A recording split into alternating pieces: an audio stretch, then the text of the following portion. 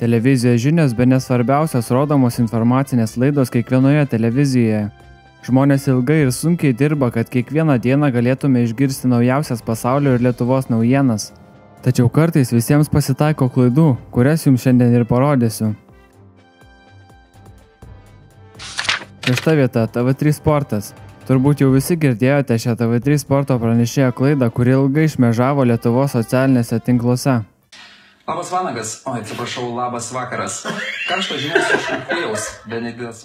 Įdomu tai, kad tokią pačią klaidą pranešėjas padarė ir kitos dienos žiniose.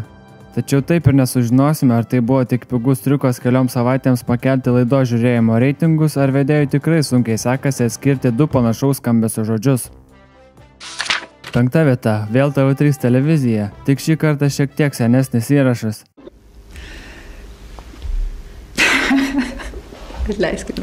Per pastaruosius metus sulaukusi rekordiško turisto antplūdžio Lietuva daugiausia dėmesio turėtų skirti kaimo turizmo plėtrai. Įdomu, kas tai prajokina šią pranešėją, kad nepavyko sutramdyti juoko tiesioginio eterio metu. 4 vieta – TV3 sportas. Negalėčiau pasakyti, kad tai kažkokia didelė klaida, tačiau situacija tikrai kurioziška. Na, o dabar džiugi žinia krepšinio fanams. Jau šį vakar iškart po savaitės komentarų TV3 pradės tiesioginę Europos krepšinio čempionato burtų traukimo ceremoniją. Iki renginio nacionalinėme dramos teatre liko kiek daugiau nei pusvalandis, o ten jau yra mano kolega, sporto žurnalistas ir vienas renginio vedėjų Robertas Petrauskas.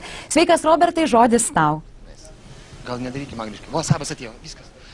Labas vakaras visiems TV3 televizijos žiūrovams, labas Renata, mes jungiamės tiesiai čia į šventinį. Tačiau viskas to nesibaigia, nes interviu duoda net bet kas kitas, o Arvydas Sabonis, o visi žinome, kaip jis mėgsta žurnalistų klausimus. Atmosfera ir stovime su Arvydu Saboniu ant scenos, kurioje po maždaug pusvalandžio prasidės šventinė ir iškilminga burtų traukimo ceremonija į Europos krepšinio čempionatą. Tokia įtampa jaučiasi, Arvydui, ar ne?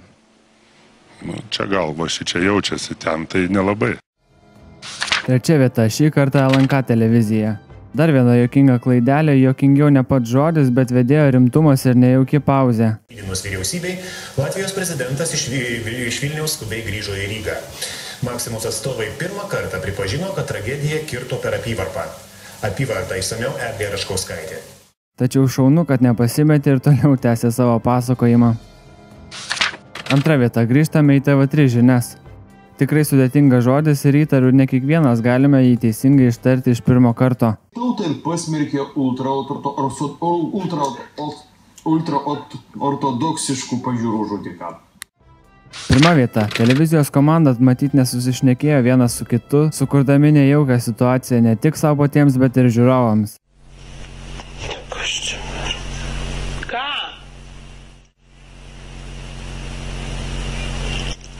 Sveiki, čia TV3 sportas. Lietuvos krepšinio lygoje užfiksuota pirmoji sensacija. Tai tiek šiandien. Nepamirškite 3 lentyną sekti Facebook'e, o po šio video palikti komentarą, kokį video norėtumėte pamatyti toliau. Ačiū, kad žiūrėjote ir iki kito karto.